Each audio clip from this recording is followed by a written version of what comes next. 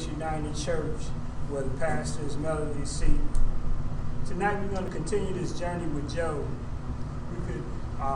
Last week we heard from a young man, Elihu. You know, we thought for the last 5 weeks, we thought that there was only 3 people visiting Job, but we found out there was another young, respectful young man. You know what? He sat there quietly, and he was compelled to speak. Last week, we heard a little bit from him. We're going to continue to hear from him this week.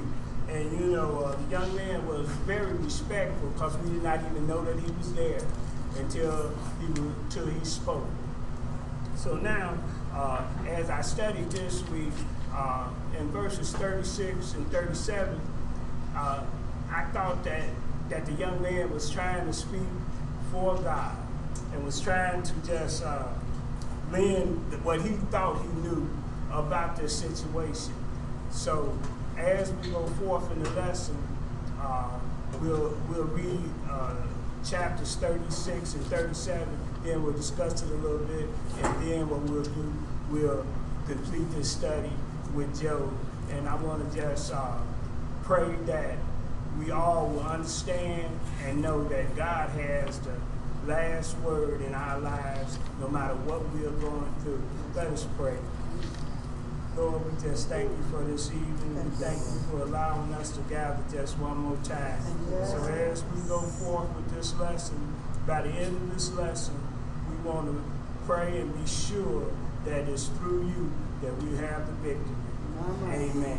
Amen. Amen. Now we're going to read verses 36 and 37, discuss it a little bit, then we'll move on to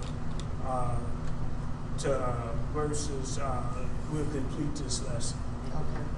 So I'm reading from the Common English Bible, and the reason we wanted to make sure we picked these up is because we didn't get to complete them on last week. So this is Elihu. He says, "Wait a little while so I can demonstrate for you that there is still something more to say about God. I will draw from my broad knowledge, attribute justice to my making. My words are certainly truthful. One with total knowledge is present with you.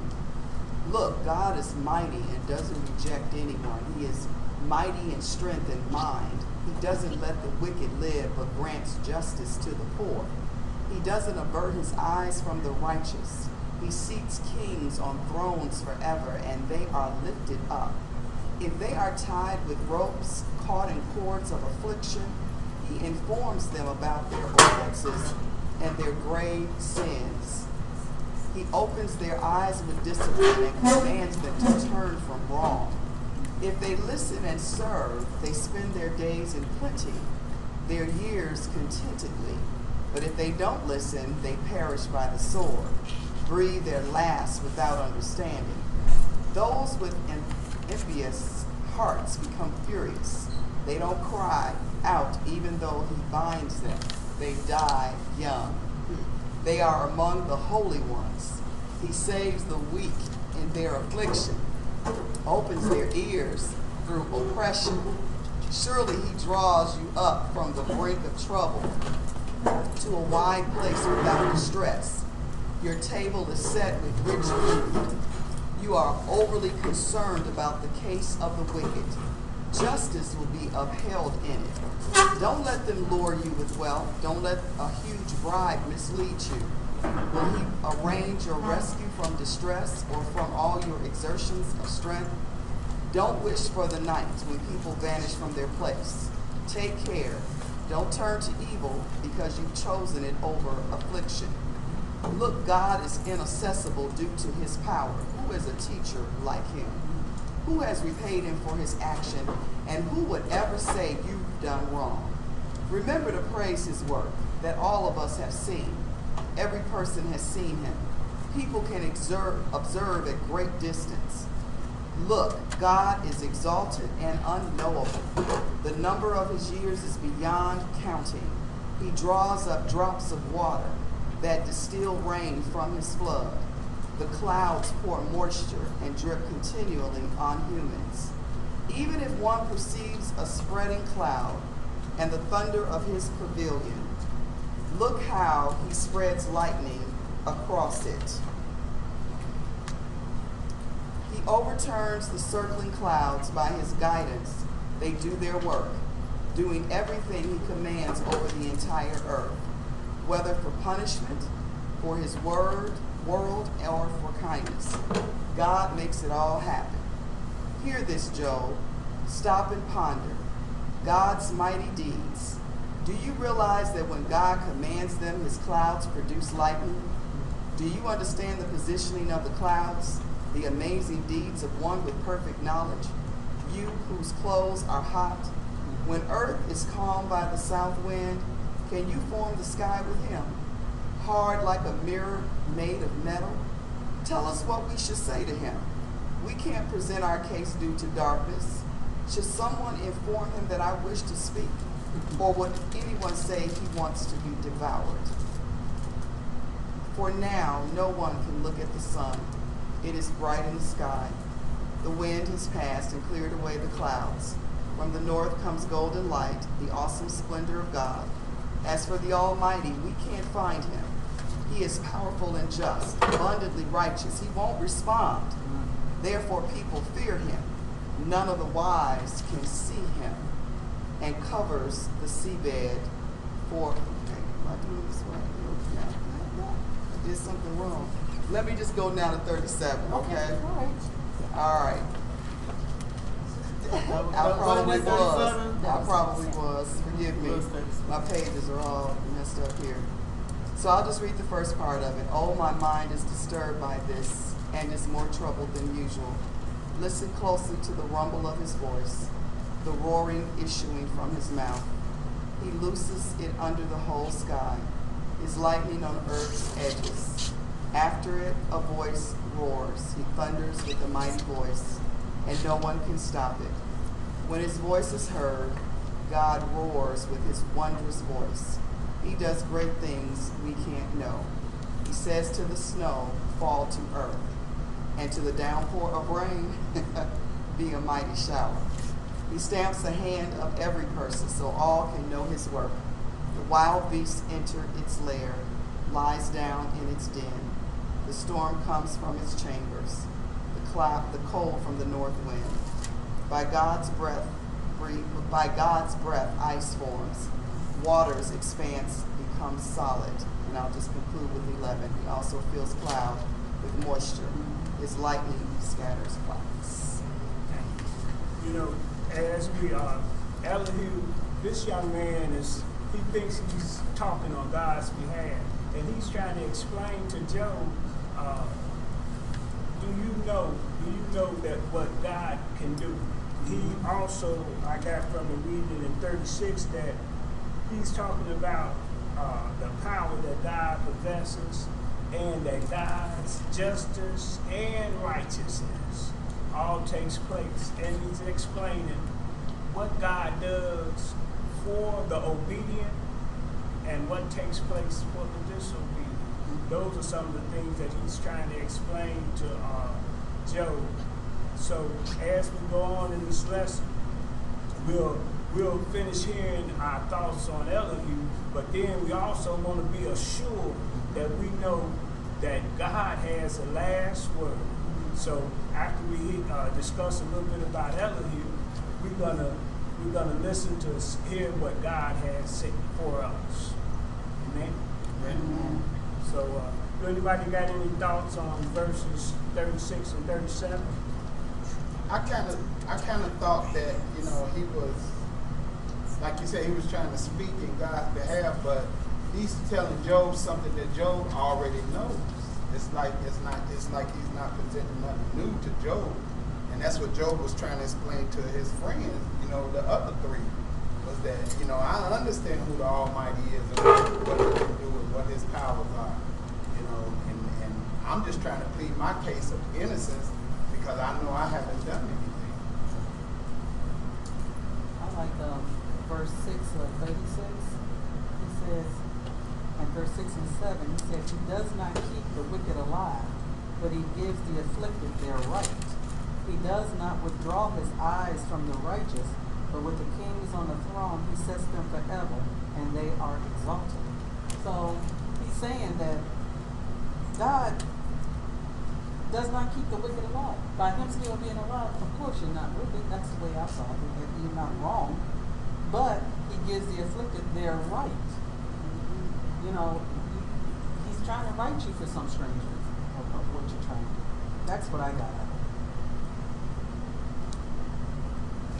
it. And also, here it is. Ellen always he talked about all the things that God has done, the greatness, and he insists that we remember the greatness of God. Sometimes we walk around and life is going well, and you know what? We become complacent. We forget all that God has done for us, and he's telling us to remember.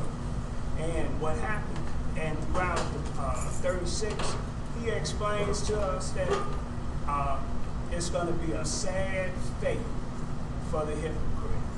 And that's what he was trying to say. Now, as he was talking to Job, but he wanted the other seniors that he had much respect for to hear the other three.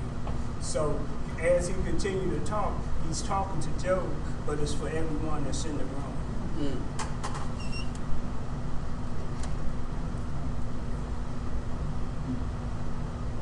And then, you know, he speaks about when he goes talking about the weather, you know what? These are things that only God can control.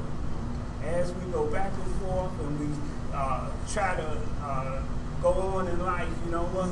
There are some things that we can do with God's help. But Elihu was talking about a lot of things that only God can control when he goes to talking about the different weather and how things change. And then he goes on to, and then, you know, then we move on into 37, and Elihu, God uses him. So we have to be prepared, no matter what your background is, for God to use you in some form or another. Because they had Bildad, and the others were in the room, but why did he pick Elihu to show Job that he would speak to him in a storm? So if he could use the young man Elihu, that means that he could use any one of us at any time. All we got to do is be ready to be used. Yeah, I think God is always, especially in the Word, is always showing us that I can use anybody, I can use anything, I can make animals talk, you know. Yes. And so, you know, that is inspiring for those of us that do feel like, well, maybe God can't do nothing, you know, with me. God is also always showing us a shift. Normally we think older people have all the wisdom. Well, here's a young man, the youngest of them, who is coming up with some wisdom that's pretty deep. And he's not afraid. So there's the shift, because we know when Jesus came, everything Jesus did was different. Mm-hmm. You know, Jesus, I'll be like, come on, Jesus, what? We ain't supposed to dress up, and you know, we ain't supposed to be sharp when we go to church. Mm-hmm. It's supposed to be about what's inside of us, really. You know, it's amazing too how Elihu spoke about the weather and God controlling those things. And you know, we seen God in action last night. Yes. You know, nobody can do that but God. God can decide when he wants a storm to come, and he can decide when he wants that storm to be dried up. And as much as we would like to think that we're in control of stuff, we're not. We're really not. God has the last say so for everything. And he proves it over and over again. And then we see down at the end of verse 37 where Elihu, he gives his something like his final advice to Job.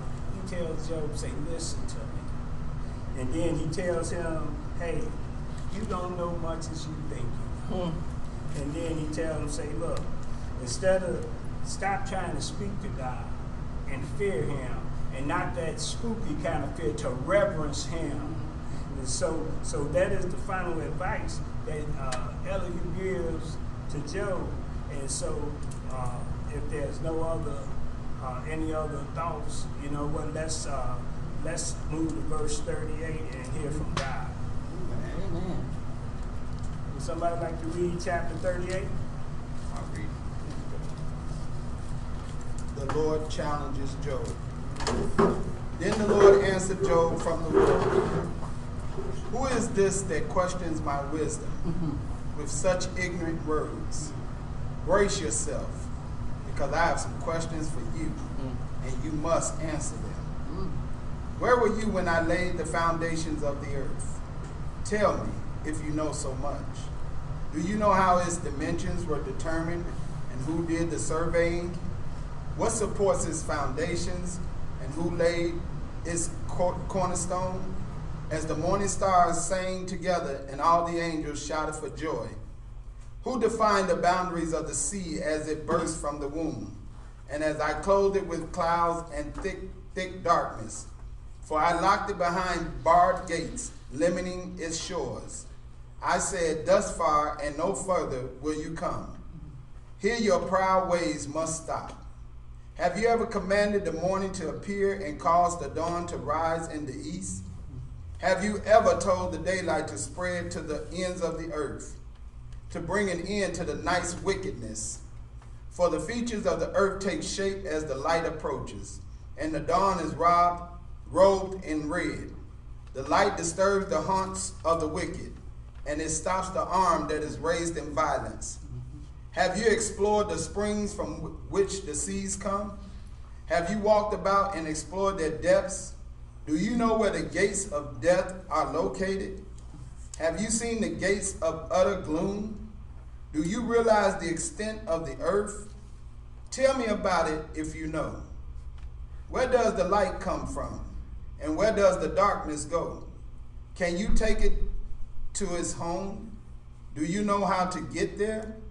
But of course you know all this, for you were born before it was all created, and you are so very experienced. Have you visited the treasures of the snow? Have you seen where the hail is made and stored? I have reserved it for the time of trouble, for the day of battle and war. Where is the path to the origin of light? Where is the home of the east wind? Who created a channel for the torrent of rain? Who laid out the path for the lightning? Who makes the rain fall on barren land, in a desert where no one lives? Who sends the rain that satisfies the parched ground and makes the tender grass spring up?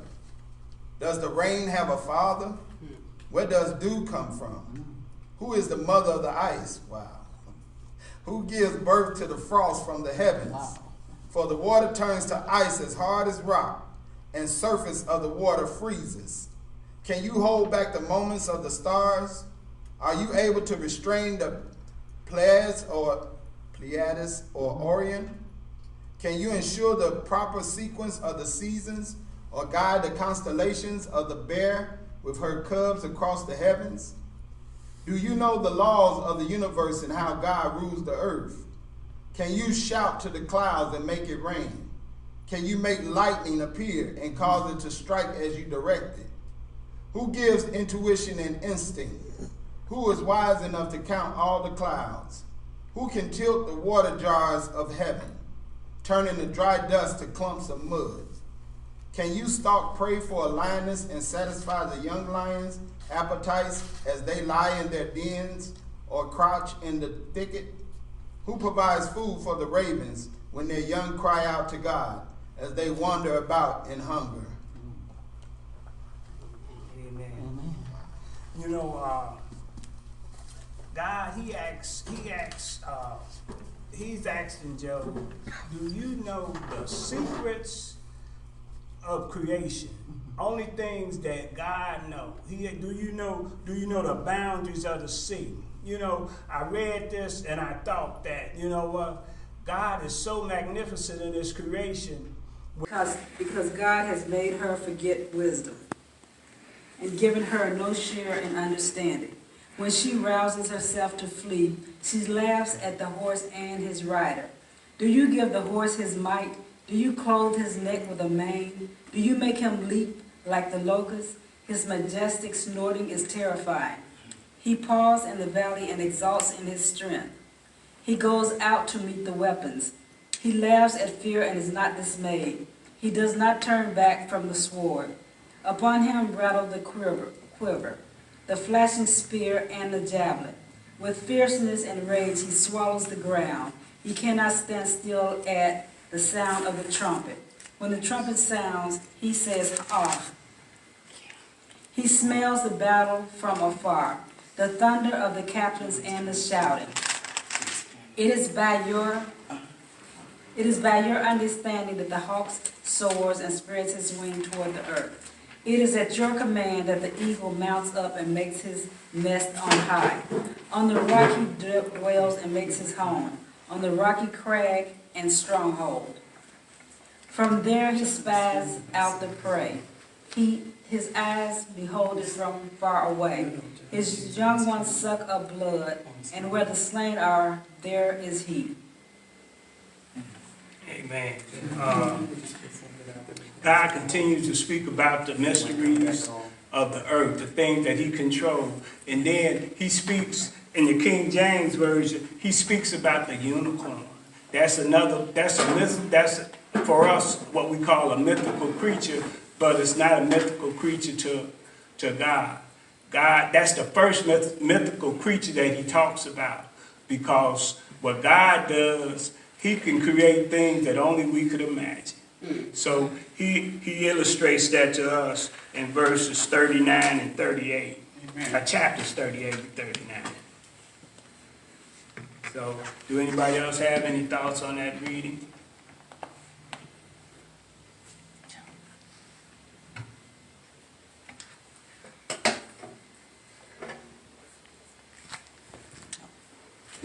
If not, we're going to move on to chapter 40.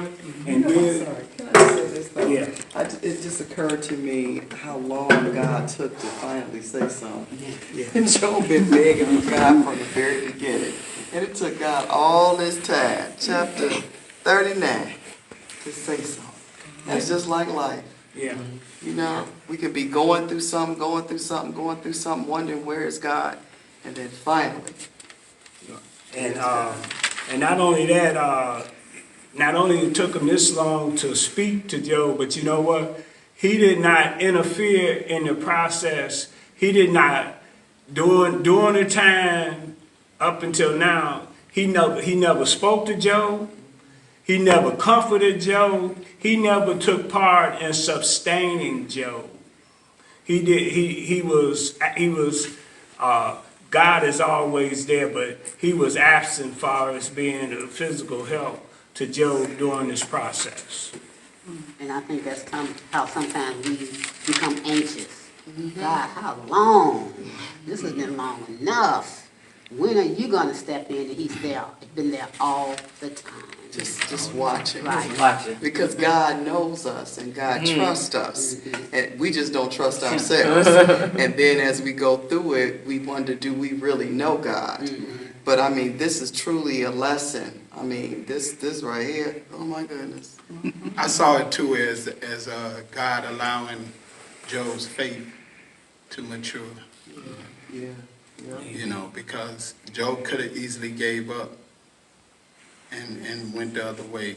But as he continued to struggle with his physical things that was going on, his faith continued to grow spiritually, because he continued to say, well, God knows me.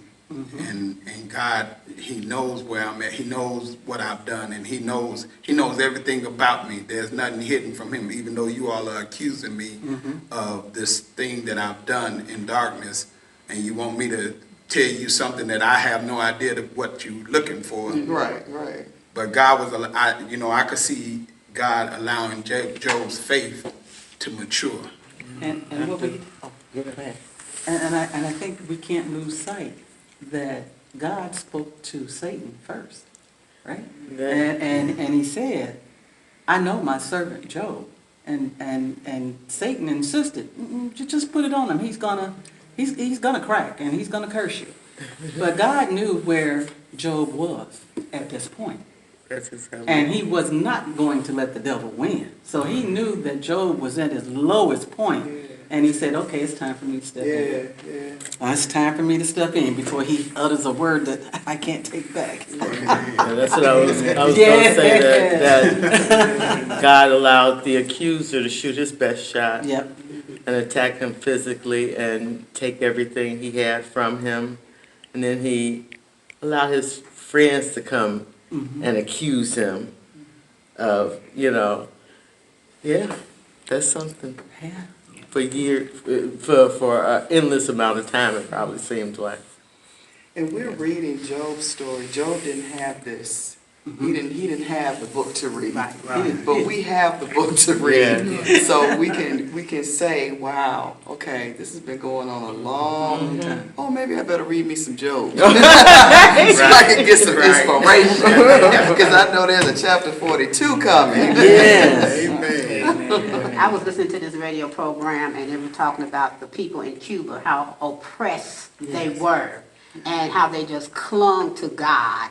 And so the guy, he was from America, and he said, well, I'm going to pray that God take this oppression off of you. And he said, don't do that, because we need this oppression. He said, as a matter of fact, we're praying for the people of America to be oppressed so they can draw closer to God. Yes.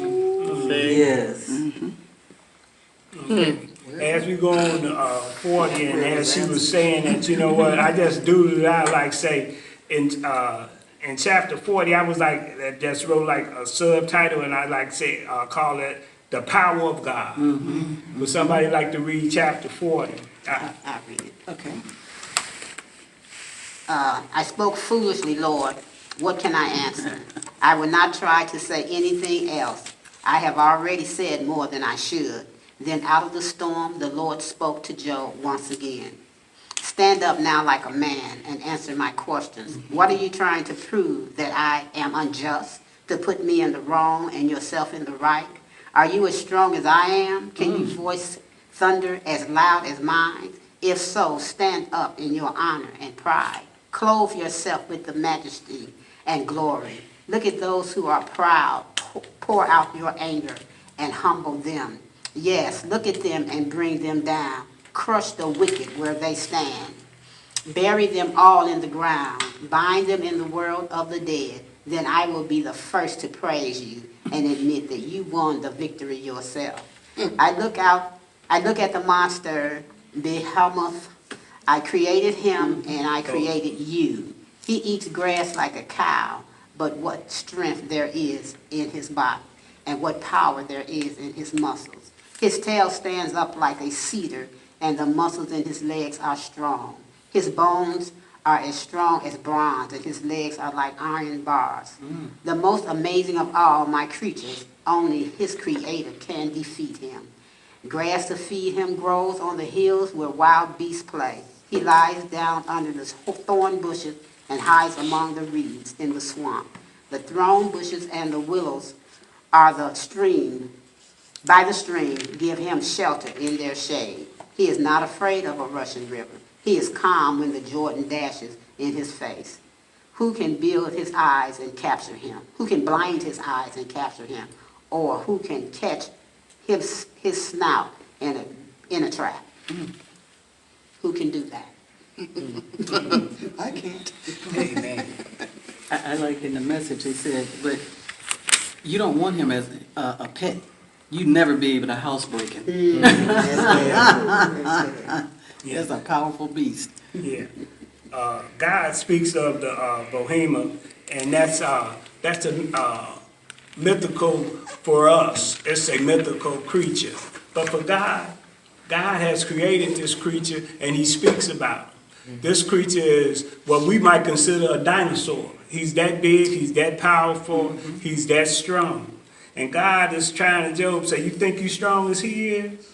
And he asked Job, but Job humbled himself. Early on, Job became speechless. He was like, let me be quiet while God is talking. And that's one of the things that we have to learn how to do. When God is speaking, we need to be quiet and listen. And he says he spoke to him out of a storm. It does not matter how God is trying to communicate to us.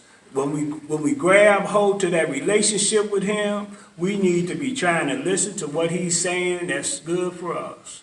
Amen. So let's listen. So let's hear from some of you all some of the things that you all have thought about as we read chapter 40.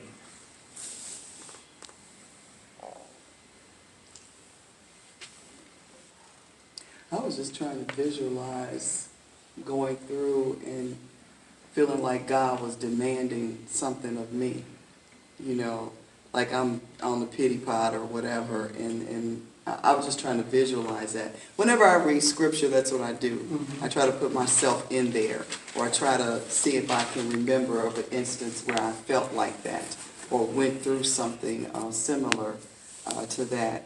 And I can't recall anything right now, but I know that I've been in storms a long time and wondered when God was going to bring some relief, you know. So I do recognize that. Okay. Yeah. I found it funny too that here Job has been speaking throughout for 39 chapters about God. He want to talk to God. Yeah. He looking for God to speak, and now God speaking. Job said, put the button on my lips, I'm shutting up. Yeah, and then God tells Job, he says, unleash your outrage. Right. God gives him the opportunity to You speak. had something to say? You got something to say? I want you to tell. So you know, God gives him the opportunity to speak, and now he won't say nothing. Job can't say nothing. He want to be quiet, but it reassures Job, if nothing else, that God heard him from the first time he started talking. And you know, From the first moment this conversation started, Now the fear he of God heard is on. him. in the King James version of this lesson, early on in chapter 40, God tells Job, stand up and be a man. That's the second time Job had been told that. He was told that earlier in chapter 38. So this chapter is giving us an example of God's might and an example of Job's weakness, our weakness. When it comes to God, he is strong and we're weak. I want to go back to what John said, though, because, I've done that. I have wanted God to come on with it, Jesus, come on with it. And then, for me, what I interpret that is, maybe I don't hear God directly, but I get the elevation, or I get what it is that I want. And then it's like, uh-oh, is this what I'm saying? Right. Okay. Now I had nothing to say. Right. This wasn't what I thought it was going to be. Okay. Yeah. Okay. I like this version that I have. It starts, chapter 40 start off. The Lord said to Job, do you still want to argue with the Almighty? You are God's critic, but do you have the answers? Well. Mine says, Say what yours says. do you presume to tell me what I'm doing wrong? Are you calling me a sinner so you can be a saint? Do you have an arm like my arm? Can you shout the thunder the way I can? Go ahead, show your stuff. It sounds like God was being a comedian. And Let me see what you made. I got the Message translation say, God then confronted Job directly. He says, now what do you have to say for yourself? Are you going to haul me, the Almighty One, into court and press charges? Go for it. Oh boy. Little ant, get away from me. But we can all be reassured that Yes. God hears us from the first moment we ask him. Yes. And I even believe there was I can't remember what book it was in, but there was somebody that had asked God for something, and they thought God hadn't answered their prayer, but he had sent Gabriel to bring the answer, but Gabriel got into a fight with Satan, and that's what held him up. Yeah, Daniel. And and he got held up. So it's not always that God didn't send the answer, but sometimes there's a fight going on in the spirit realm that holds up that answer sometimes. Daniel wanted to know why it was that they had already gone through 70 years and they were still in captivity. And I think it was 70 years, right? They were supposed to be there 7 years. Yeah, and he wanted to know, why are we still here? And that's what happened. Gabriel got into a fight and he left Michael to continue the fight so he could come and tell. Yes. I love that story. And is it amazing that we're asking the same question, we as a people? It's been 400 years, God, and we're still in slavery. Yes. When are you going to answer us? See? Well, that kind of stumped us because I don't know when he's going to answer. No, you don't know. and reading this, to know either, right? and reading this, do we want to hear that answer right now? I don't know if anybody else feel it, but I feel like there is a shift happening in the realm, the atmosphere. You know, as far as, you know, this black-white thing going on. I feel there's a shift going on. I don't know if we'll be around to see the completion of it, but I do feel like there's a shift happening. To compare Job, us, to the third mythical creature that's in this, that's the Leviathan. And would somebody like to read chapter 41? I'll read it. Okay. I'm in the NRSV version. Can you draw out Leviathan with a fishhook, or press down its tongue with a cord? Can you put a rope in its nose, or pierce its jaw with a hook? Will it make many supplications to you? Will it speak soft words to you? Will it make a covenant with you, to be taken as your servant forever? Will you play with it as with a bird, or will you put it on a leash for your girls? Will traders bargain over it? Will they divide it up among the merchants? Can you fill its skin with harpoons, or its head with fishing spears? Lay hands on it? Think of the battle. You will not do it again. And hope of capturing it will be disappointed. Were not even the gods overwhelmed at the sight of it? No one is so fierce as to dare to stir it up. Who can stand before it? Who can confront it and be safe? Under the whole heaven, who? I will not keep silence concerning its limbs, or its mighty strength, or its splendid frame. Who can strip off its outer garment? Who can penetrate its double coat of mail? Who can open the doors of its face? There is terror all around its teeth. Its back is made of shields and rows, shut up closely as with a seal. One is so near to another that no air can come between them. They are joined one to another. They clasp each other and cannot be separated. Its sneezes flash forth light, and its eyes are like the eyelids of the dawn. From its mouth go flaming torches. Sparks of fire leap out. Out of its nostrils comes smoke, as from a boiling pot, and burning rushes. Its breath kindles coals, and a flame comes out of its mouth. In its neck abides strength, and terror dances before it. The folds of its flesh cling together. It is firmly cast and immovable. Its heart is as hard as stone, as hard as the lower millstone. When it raises itself up, the gods are afraid. At the crashing, they are beside themselves. Though the sword reaches it, it does not avail, nor does the spear, the dart, or the javelin. It counts iron as straw, and bronze as rotten wood. The arrow cannot make it flee. Sling stones for it are turned to chaff. Clubs are counted as chaff. It laughs at the rattle of javelin. Its underparts are like sharp potsherds. It spreads itself like a threshing sledge on the mire. It makes the deep boil like a pot. It makes the sea like a pot of ointment. It leaves a shining wake behind it. One would think the deep to be white-haired. On earth it has no equal, a creature without fear. It surveys everything that is lofty. It is king over all that are proud. Wow, that's a monster. Amen. Amen. And, you know, in chapter 41, God tells us this. He said, if you can't, you you think you bad. But if you can't overpower Leviathan, what do you think? How do you think you can overpower me? He gives us every area, because you know what? In our mind, what we do is this. We think, God got me here, but I'm going to get around him. I'm going to go over here. And there's no way. He gives us every example of our weakness against him. He uses this third mythical creature to give us all of the answers we need to know that how powerful he is. And he also tells us,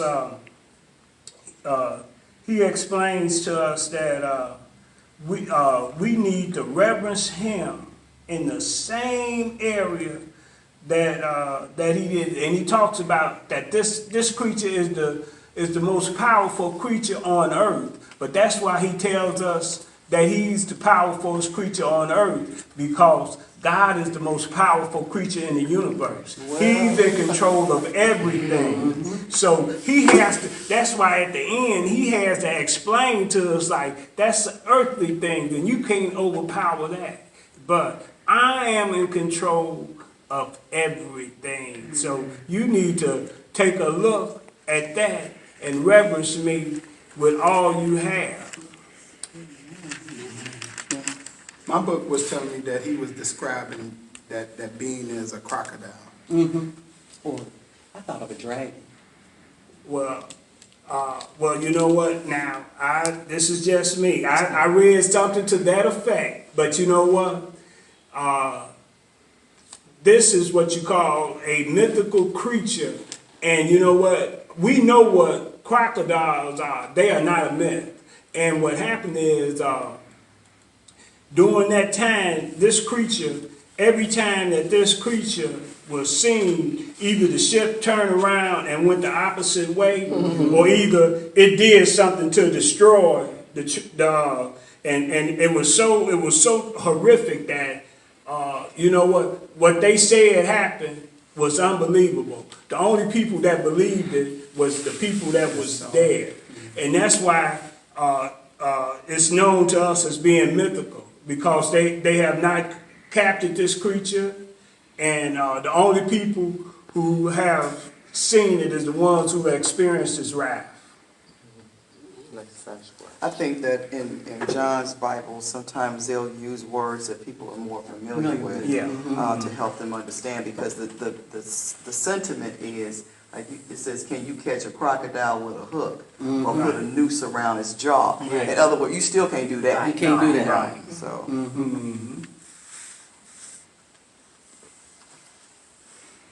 He said, but I can, because I create. I can. And not only that, he didn't say that God's might is so great that this great creature will lay dormant at the command of God. God can tell it, say, hey, don't you move. And it'll listen to God. See, that's the difference. That's what it's talking about down here in verses 22 to 24. That's the strength that God possesses. So we are nearing the end, and we're gonna. This is what we'll be able to shout. We'll have our hallelujah minutes, and then we'll be able to go home, and we'll be able to know for ourselves that God is God. So as we prepare ourselves for a happy ending, we used to we listened to fairy tales and thought that fairy tales were the only things that had happy endings. Because some of us has wondered why my life is not going so swell. You know, I went to court with my son and it didn't work out.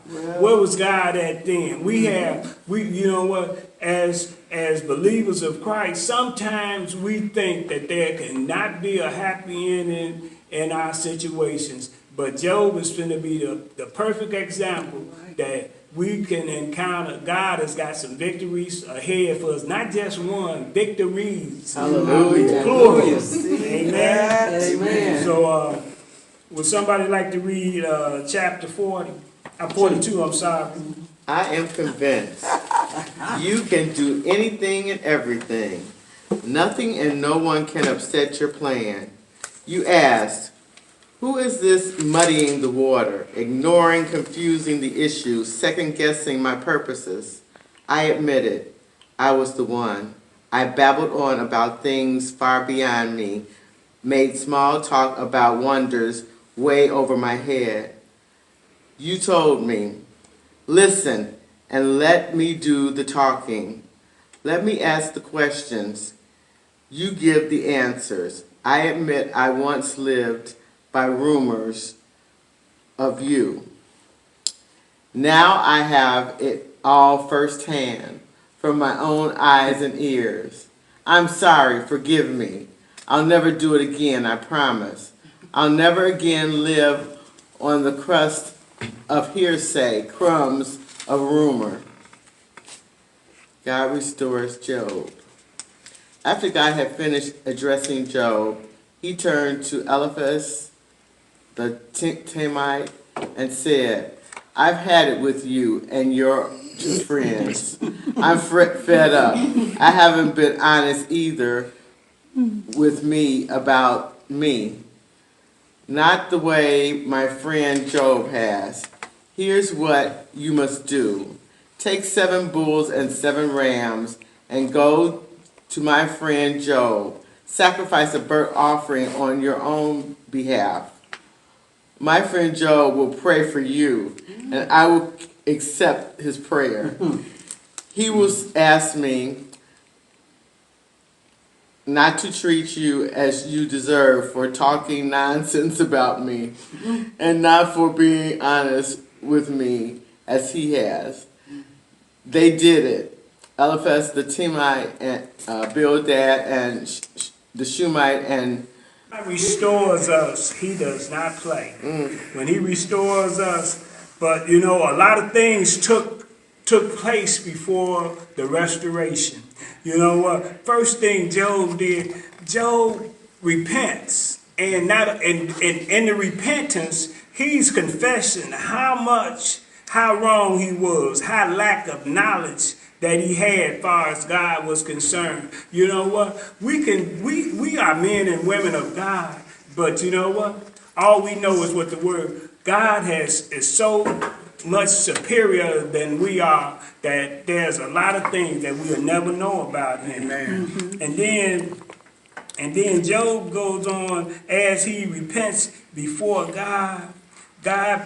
Before God had interceded for his friends, God restored his fortune and then doubled it.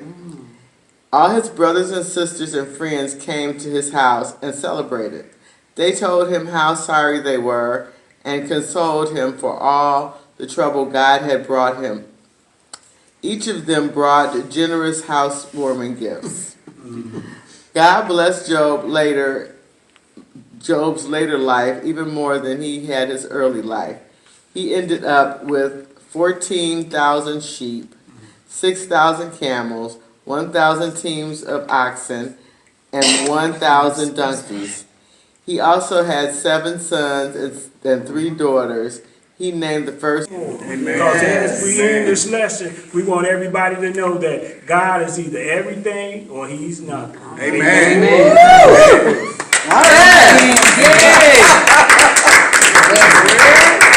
I just love it. I love it. Don't it bring that scripture alive too, that he'll make your enemies your friends? Yes. Job was letting them know the whole time, y'all trying to blame me for something I haven't done, and I'm steady telling you I haven't done nothing wrong, but yet you continue to try to, speak for God and blame me for something I haven't done. Yes. You know something? I'm looking at the first part of 42 and how Job admits that I thought I knew you, but now I know you. Now, Now I know you. Come on. I was working on mostly rumors before, but now I know you. That's the thing. Yeah. We got to know God for ourselves. Yes. That's right. So some of the stuff we go We through, have to go through. we got to go through Yes. it so we can know Him for ourselves. Yes. and then, you know, as much evidence that God provides us, we still are contempt Yes. prior to the evening investigation. My God. Go ahead, Greg. Lord, That's that human flesh. Yeah. But I like the way that Job, we said earlier in the earlier parts of our lesson, that Job would address his friends and defending that I'm a righteous man. And at the same time, he's going to God and say, why are you doing this to me? And then when God speaks, he speaks to Job and chastises him and says, are you greater than me? Is what you asking for? You think you're greater than me? You think you're going to question me about how I'm treating you? And so God talks to Job, and then he turns around and talks to his friend. Yeah. Now I need Job to go ahead and bless you, to pardon you for what you told the lies about me. Amen. So God and Job did the same thing. They talked to two people at the same time. right? Amen. Well, we truly bless God for our teacher tonight. Yeah. My Lord.